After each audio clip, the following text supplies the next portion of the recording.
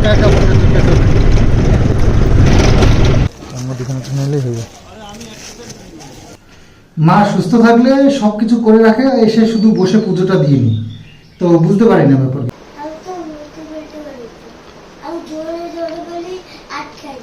আজকে বসিরহাটে সেটেলমেন্ট চলে খুব, এটুকু আমি জানতে পেরেছি। আমি সিম্পল মানুষ, সিম্পল একদম। আমার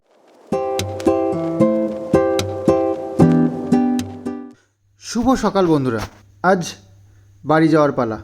তো অনেক আনন্দ ফুর্তি ঘোরাঘুরি অনেক কিছু হলো, এবার বাড়ি যেতে হবে। বাবু চলে গেছে গেল দিন, জন্মদিনের এই অনুষ্ঠানটার জন্য বসেছিলাম, তো আজকে আমরাও যাচ্ছি। নাতিন না সকাল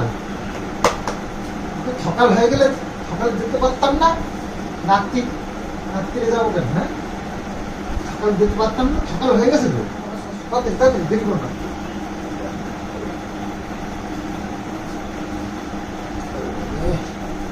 পক্কা উঠেছে, পক্কা, এই পক্কা পক্কা উঠেছে, পক্কা।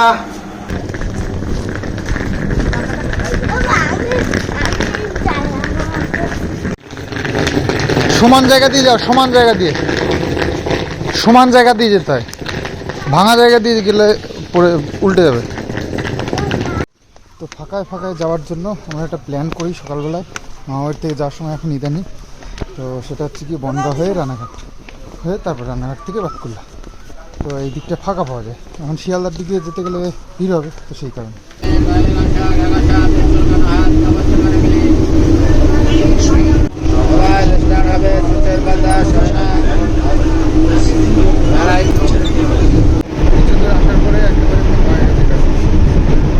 খেলতে খেলতে যাচ্ছে মা, একটু পেয়েছে খেলতে খেলতে, আর মানে বেশ মজাই আছে আর কি।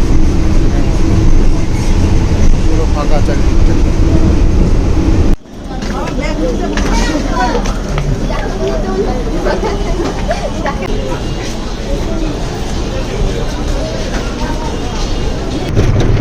একা একা বসে চুপে চলে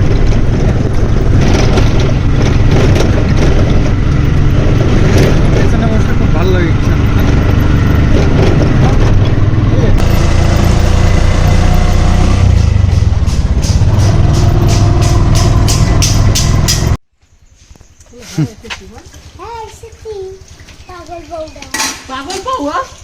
এই বউ পাগল, চলো চলো চলো। দাদা কি করছে দেখো তো, দাদা কি করছে? ভাত রান্না করছে, ভাত বাড়ছে। ও আচ্ছা। তো বাবু ভাত টাত কিছুটা এগিয়ে রেখেছিল, রান্না বান্না মানে সিদ্ধ টিদ্ধগুলো সব দিয়ে ভাত বসিয়ে দিয়েছিল। তো ভাত হয়ে গেছে এসেই। মা আবার কি ডাল সোমবার দিলা নাকি? তাই? ও বাবা, কিষানও তো ইঞ্জিনিয়ার হয়ে গেছে। খারাপ ছিল, ভালো করে ফেলেছে। Good boy, good boy. তো স্নান করে রেডি হয়ে এখন দেব পুজো। আজকে আবার মঙ্গলবার, তো বজরংবলীর পুজো। আবার এদিকে আমাদের হাটবার, গেল সপ্তাহে হাট করা হয়নি, দোলের দিন পড়েছিল হাট, তো সেদিনকে আর করা হয়নি। তো আজকে পুজো দিয়ে তারপরে যাব। আসলে বাবু একা ছিল বাড়িতে, একটু রান্না করে রাখতে বলেছিলাম, তো বাবু সিদ্ধ ভাত বানিয়ে রেখে দিয়েছিল, কিন্তু এত সব তো অভ্যাস নেই না। তো ফুল তুলে রাখার দরকার ছিল, ফুল এখন পাচ্ছি না, তাই এই করি কটা ফুল নিয়ে এসছি। আর এই যে তুলসী পাতা সব মানে চাষ আবাদ যাচ্ছিল, মোটামুটি সমান করে দিয়ে গেছে। হনুমানে বাড়ি ছিলাম না, ব্যাস দেখতে পেয়েছো তো, একদম দিয়েছে। দুটো চারটে যাও খেতে পারতাম, তাও আর নেই। আর এই যে এই কটাই ফুল পেলাম, জবা ফুল একটা আছে, আর এই লাল এটা কি ফুল যেন বলে, এটা পেলাম। আর বাকি তো কোনো ফুল নেই। একটু বেল পাতা নিতে হবে, বেল পাতা দেখি পাই কিনা, নিচে তো নেই, ওপরে দেখতে হবে। জয় বজরংবলী, জয় বজরংবলী, জয় বজরংবলী। তো এই যে বেলপাতা ফুল সব নিয়েছি। মা সুস্থ থাকলে সব কিছু করে রাখে, এসে শুধু বসে পুজোটা দিয়ে নি, তো বুঝতে পারি না ব্যাপার কিছু।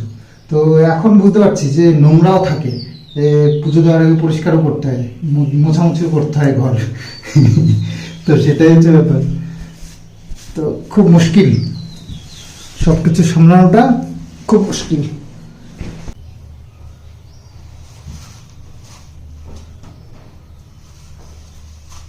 তো পুজো দিয়ে নিলাম, আর এরকমভাবে দিয়েছি। আসলে ফুল নেই, ফুল পাইনি সেরকমভাবে, তো যেটুকু ছিল তাই দিয়ে আর কি ঠাকুরকে হাত জোর করে ঠাকুরের কাছে ক্ষমা চেয়ে নিয়েছি। যেটুকু ফুল আছে ঠাকুর এটুকু নিয়েই পুজো গ্রহণ করো ঠাকুর। তো কিষাণও চলে গেছে প্রাইভেটে আজকে, বেশ কয়েকদিন পরে আজ আবার প্রাইভেটে গেল। আর কিষাণের 1 মাস হয়েও গেল প্রাইভেট যাচ্ছে। 1 তারিখে মনে হয়, 1 তারিখে, হ্যাঁ 1 তারিখে কমপ্লিট হয়ে গেছে। তো 1 মাসের বেশি হয়ে গেল। যাই হোক, মাইনেটাও দিয়ে দিলাম। ও বাবা, আম গাছে তো গুটি চলে এসেছে, বোল থেকে গুটি হয়ে গেছে। বেশ কয়েকদিন পর এসেছি বাড়িটা, একটু নানান দিকে একটু চোখ পড়ছে, একটু অবাক লাগছে। এই দেখো, আমের বোল থেকে আমের গুটি চলে এসেছে বোলের মধ্যে। এই দেখো, ছোট্ট ছোট্ট আম হয়ে গেছে। তো সবগুলোই তাই।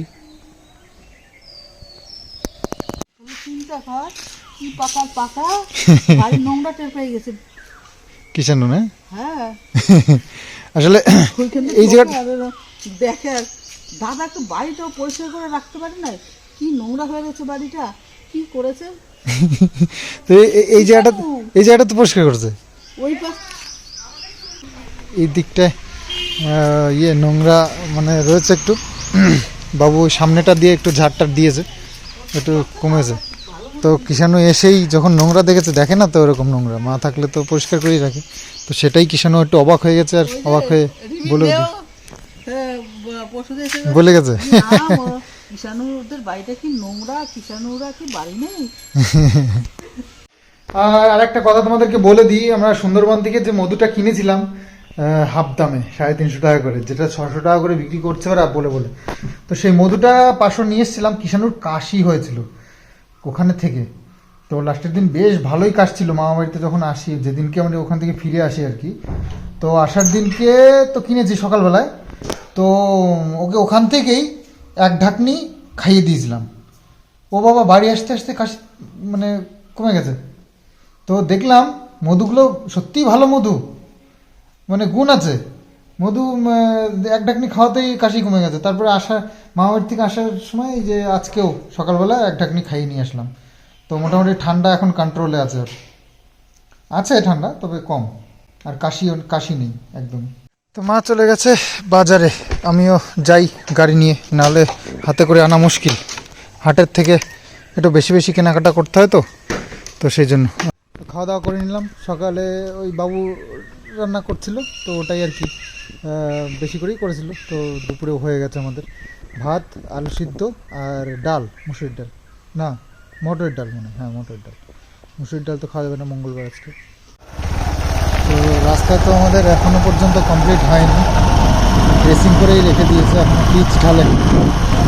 তো দেখা যাক, আমি ভাবলাম যে বাড়ি গিয়ে দেখবো আমাদের পিচ রাস্তা কমপ্লিট, সেটা তো হলো না। হবে, ড্রেসিং যখন করেছে, কাজ যখন লেগেছে, নিশ্চয়ই কমপ্লিট করবে, তবে 2 দিন আগে আর পরে। বাড়ির সামনে হাট বলতে বড় বস্তা নিয়ে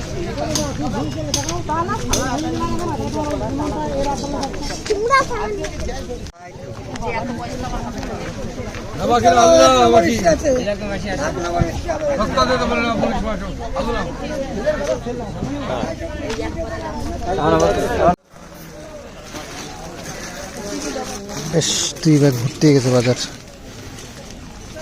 তার মধ্যে এখানে তো নিলেই হয়ে যায়।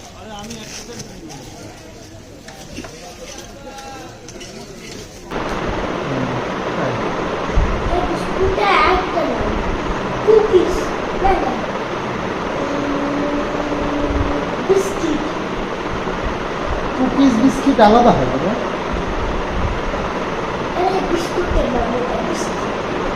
তো রাত্রে হবে রুটি, আর রুটির জন্য মা এক হাতে আটা বেশ ভালোই মাখতে পারে, তো মেখে নিয়েছে। আর এখানে একটু আলুর তরকারি নাকি, আলু টমেটো দিয়ে একটা তরকারি করা হয়েছে। আলু টমেটো যেহেতু এনেছি 3 কিলো, তো চাটনি হবে কালকের থেকে।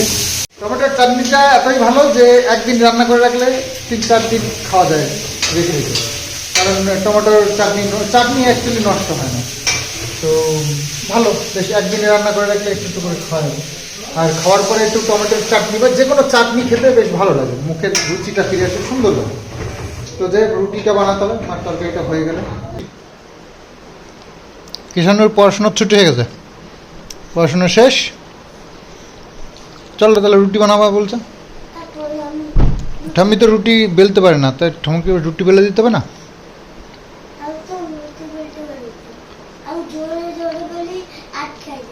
আটকে যায়, তাহলে আস্তে আস্তে বেলতে হবে।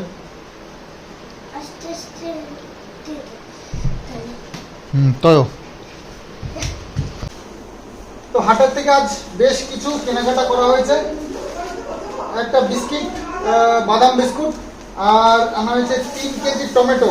এই দেখো, টমেটো 10 টাকা করে, টমেটোর দাম সস্তা আছে। আর বেগুনের দামও কম, 20 টাকা কেজি। 20 টাকা কেজি বেগুন, 1 কেজি এনেছি। এই দেখো, বেগুনগুলো খুব সুন্দর বেগুন। তো আর পেঁয়াজ এনেছি। পেঁয়াজ কত করে নিল দাদা? হ্যাঁ, 20 টাকা কেজি। হ্যাঁ, 20 টাকা কেজি পেঁয়াজ। এই দেখো, আমাদের দেশি পেঁয়াজ।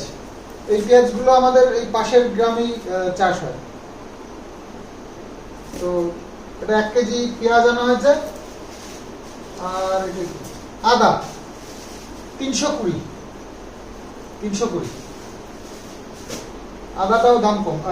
আদা 10 টাকা শ বিক্রি হয় বাজারে, কিন্তু এই আদাটা একটু মানে ছোট ছোট পিস, কিন্তু ভালো।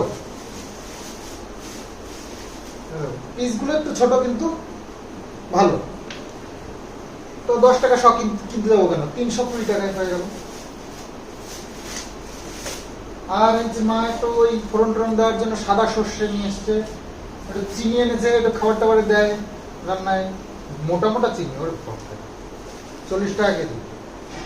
আর এই যে ব্যাট পাপড়, এটা ওই নিরামিষের দিন একটু ডাল ভাতের সঙ্গে একটু পাপড় হলে ভালো লাগে। তো পাপড়ে আগে একদিন এনেছি, শেষ হয়ে গেছে, আজকে আবার এনেছি। আর এটা হচ্ছে গিয়ে কলাইয়ের ডাল। না, কলাইয়ের ডাল। কলাইয়ের ডাল কত করে নিল? হ্যাঁ। আর এই যে একটা নিমকি আনা আছে, ছোট ছোট মিনিকেট নিমকি, এটা খুব ভালো খেতে লাগে। তো এটা নিয়ে এসেছি, এটা 50 টাকা নিয়েছি। আর আলু এনেছি 10 টাকা কেজি। আলুর দাম আস্তে আস্তে কমছে, 10 টাকা কেজি। আর শশা এনেছি 40 টাকা কেজি। শশাগুলো একদম কচি শশা, এই যে দেশি শশা, 40 টাকা কেজি। আর এই যে লাউটা এনেছি, লাউটা নিয়েছে 10 টাকা। এই দেখো কত বড় একটা লাউ, 10 টাকা। আর কচি আছে, খেয়ে নিতে হবে ফটাফট। এটা আমাদের গ্রামেরই একজন চাষি নিয়ে বসেছিল। আর এনেছে একটা সর্ষের তেল, পুজোতে লাগে, আর সেই জন্য ছোট একটা বোতল আনা হয়েছে। আর আনা হয়েছে আটা। এই হচ্ছে কেনা বেচা, মানে বেচা কেনা নয়, কেনাকাটা, আজকে হাটের কেনাকাটা। এগুলো সব গুছিয়ে রাখি। কি হলো? না, আর খাবো না, অনেকগুলো খেয়েছি, আর খাবো না, আর খেতে পারছি না, বুঝলে না। স্বামীর কাছে নিয়ে যাও, মাথায় করে। চলো চলো চলো, ইয়া আসো।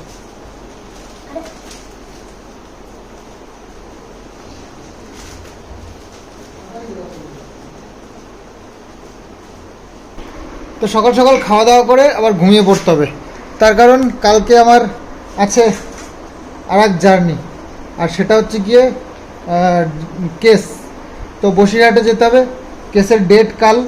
তো আমি খেয়াল ছিল না, আজকে ডায়েরি খুলে দেখছি আজকেই ডেট। তো অ্যাডভোকেটকে ফোন করলাম, বলছে হ্যাঁ।